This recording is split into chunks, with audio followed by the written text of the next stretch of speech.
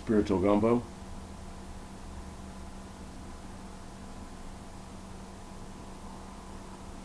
We pick up in Genesis chapter 19. We're going to finish that chapter out. And we're going to go all the way probably into 21. We'll see how far we get. Last time we read about Sodom and Gomorrah, we understand that the understanding we were given or what was imposed upon us may not have been the actual truth of the matter in the situation. Seeing that one could imply that they insinuated that the angels committed some sort of sexual activity with one Lot by the wording of the happening, one must say that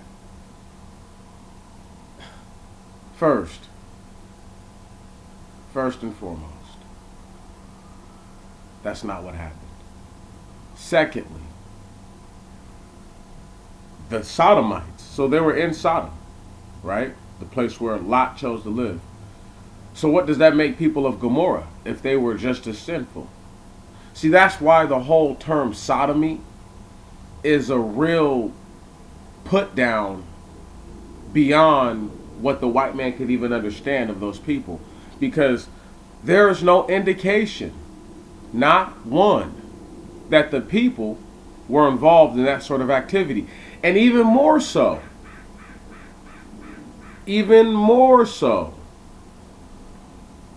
the idea that Lot was going to whore his daughters out to these men does not imply that they came there for sexual activity. In fact, they were almost offended. Right. They were like, bump all that. They were like, did you guys come here to judge us? So, we've been led to believe, first off, falsely, before I even break into it. Don't worry, the spiritual gumbos I've noticed that they just need to be a little bit longer. 10 minutes might not be enough, even if I go over a little bit. That 15 to 20 minute range I think is comfortable and safe. Having said that, we now understand that Lot was able to do such through the righteousness of Abraham, not through his own volition. With that being also put forth, it said that the Lord rained brimstone and fire from heaven. All right? You know what I'm saying? Listen. Verse 24. We're just going to pick up. We're just going to read it real quick. It says, and the Lord, this is chapter 19, and the Lord rained on Sodom and Gomorrah brimstone and fire from the Lord out of heaven. So unless he is in two places at once, which we're not going to say is impossible, I can imply that there's not more than one Lord, but they're speaking about the physical being that is on the ground, the angel, right on. That it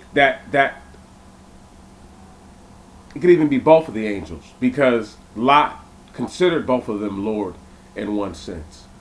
Right on. Verse 18. And Lot said to them, I pray, Lord, stop right there. So the Lord could easily be the two angels, and then the Lord that is reigning from them on heaven is the Messiah.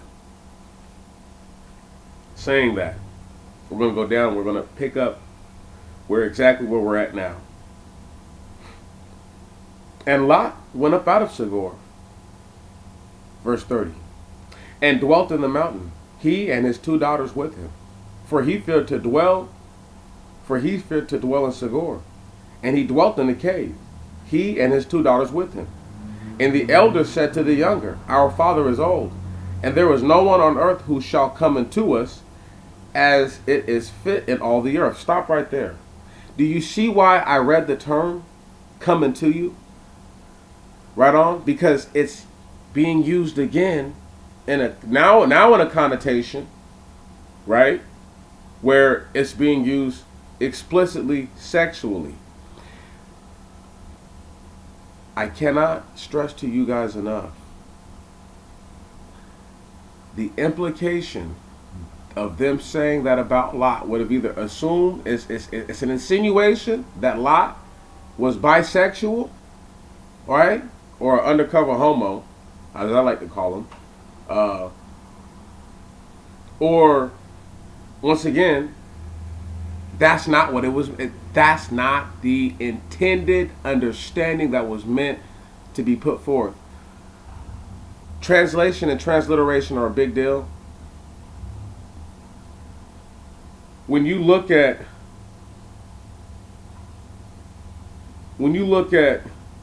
the symbols, even on the pages, as it aligns, right? The Greek symbols don't look the same when you go back and you look at the stuff. If you have a Septuagint that has the Greek and the English translation, you can look and you can go see for yourself. That's just how they translated it. Anyway, verse 32, come, let us make our father drink wine, and let us sleep with him, and let us raise up seed from our father. So they made their father drink wine in that night, and the elder went in and laid with her father that night, and he knew not when he slept and when he rose up.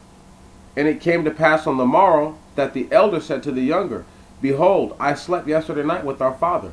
Let us make him drink wine in this night also, and do thou go in and sleep with him, and let us raise up seed our father. And let us raise up seed our father. So they made their father drink wine in that night also, and the younger went in and slept with her father. And he knew not when he slept, nor when he arose. He was so drunk he didn't know what was going on. Blacked out, as you guys like to say, right? And the two daughters of Lot conceived by their father. And the elder bore a son, and called his name Moab, saying, he is of my father. Literally. This is the father of the Moabites to this present day. This is the father of the Moabites to this present day. And the younger also bore a son, and called his name Amman, saying, the son of my family. This is the father of the Ammonites to this present day. And Abraham removed thence to the southern country, and dwelt between Kadesh and Shur, and sojourned in Gerar. And Abraham said concerning Sarah, his wife, she is my sister, for fear to say she is my wife, lest at any time the men of the city should kill him for her sake. Stop right there. We're going to go over several things. The first is the incest, right? And the closeness of kin, and just understand the environment. See, I haven't been able to even break this down. We'll go over it in the review, but the environment they're living in is so different than most people can even accept or understand, that these are just normal things. Okay? That wasn't uncommon for a father to sleep with his daughter. Right. Or for a mother to sleep with her son, and for them to have children together. This is why when you hear things about people keeping their bloodline tight, keeping their bloodline pure, they literally meant that. Now, to go even further with it, if you're a giant and you want to continue to produce giants, it's only natural that you would make your giant son marry a gigantes and not a normal sized woman, or a woman who's closer to normal stature. Just like if you're a human, it's only makes sense that if you didn't want that tainted, angelic, whatever, a fallen angel, a demon seed of the serpent bloodline to interfuse with yours, you would make your children to have children. You would make them to procreate with one another. It would only be the natural understanding. Having said that, the daughters of Lot, knowing that they come from Sodom and Gomorrah, nobody's going to be with them. They're Hebrews. They're half Hebrews, half Canaanite. Right on. So They speak whatever language their father taught them, though. They could speak the language of their mother, but I'm pretty sure they speak the language their father taught them. Having said that, who can they just go? Where can they just go? Nowhere, because everywhere is destroyed all around them. Right. So there's no. They can't get anywhere. They can't sojourn anywhere, and their dad's too old to take them anywhere. Right. Their husbands stayed in freaking Sodom and got burnt to a crisp. Right. But this means what? It means that their children are predominantly Semitic. Having said that, they look very similar to the Hebrew people, or to the Israelites, excuse me, because they're already Hebrews. Right. The Moabites and the Ammonites are Hebrews.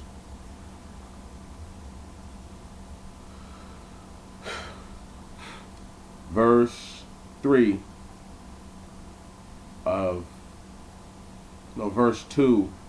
of chapter 20. And Abraham said concerning Sarah his wife, she is my sister.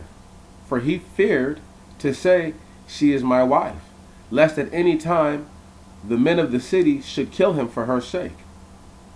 So understand how old Sarah is. And even then, she's still so fine that Abraham's like, they might just take me, they still might just kill me for her, just to have her to themselves. That is part of the condition of the environment that people were living in. People still do stuff like that to this day, but not as. It's much easier to do something with a gun than it is with the sword and a bow. I'll just say that. Verse 3. Excuse me. Ending verse 2. So Abimelech, king of Gerar, sent and took Sarah. And God came to Abimelech by night in sleep and said, behold, thou diest for the woman whom thou hast taken, whereas she has lived with the husband. But Abimelech had not touched her. And he said, Lord, wilt thou destroy an ignorantly sinning and just nation? So he's saying, like, I sinned in ignorance, but I'm just. We're just people here. You're going to destroy us because we sinned out of ignorance? Or me in particular? Verse 5. He said, he not to me, she is my sister? And she said not to me, he is my brother? With the pure heart and in the righteousness of my hands have I done this. And God said to him in his sleep, yea, I knew that thou didst this with a pure heart, and I spared thee, so that I shouldest not sin against me, so that thou shouldest not sin against me. Therefore I suffered thee not to touch her. But now return the man his wife, for he is a prophet, and shall pray for thee, and thou shalt live. But if thou restore her not, know that thou shalt die, and all thine. And Abimelech rose early in the morning, and called all his servants, and spoke all these words in their ears. And the men feared exceedingly. And Abimelech called Abraham, and said to him, what is this that thou hast done to us? Have we sinned against thee, that thou hast brought upon me and my kingdom a great sin? That thou hast done to me a deed which no one ought to do, which is to bring the complete and utter destruction of his nation upon him.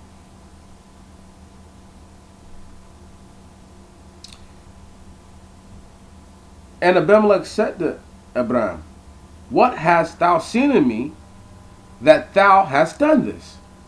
And Abraham said, why, I said, surely there is not the worship of God in this place, and they will slay me because of my wife. For truly she is my sister by my father, but not by my mother. And she became my wife. And it came to pass, when God brought me forth out of the house of my father, that I said to her, this righteousness thou shalt perform to me in every place into which we may enter. Say of me, he is my brother. And Abimelech took 1,000 pieces of silver and sheep, and calves, and servants, and maidservants, and gave them to Abraham. And he returned him Sarah, his wife. And Abimelech said to Abraham, Behold, my land is before thee. Dwell wheresoever it may please thee. And to Sarah he said, Behold, I have given thy brother 1,000 pieces of silver. Those shall be to thee for the price of thy countenance, and to all the women with thee. I speak truth in all these, and speak in and to with all the women with thee, and speak the truth in all things.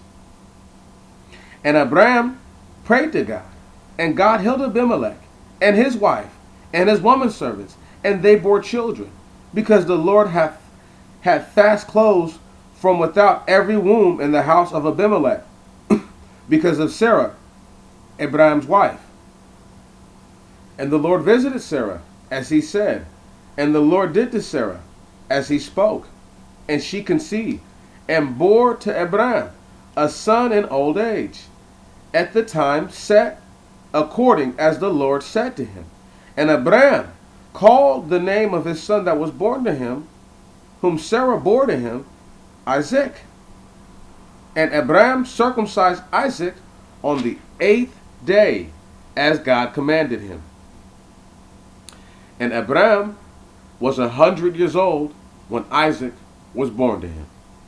We're going to stop right there as far as the reading is concerned in this section.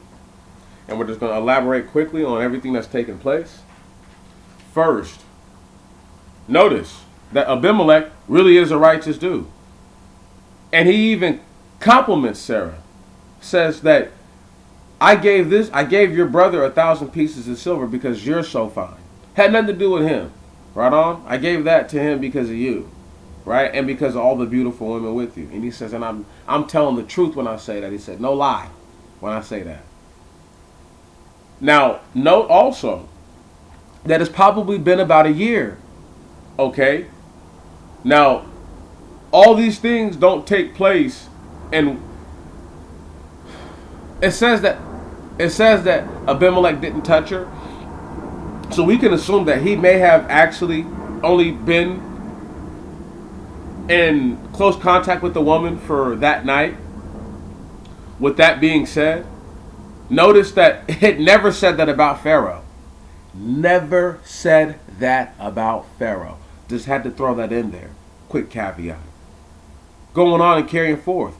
Did you notice how Sarah conceives? And this is a year after Sodom and Gomorrah are overthrown. Right.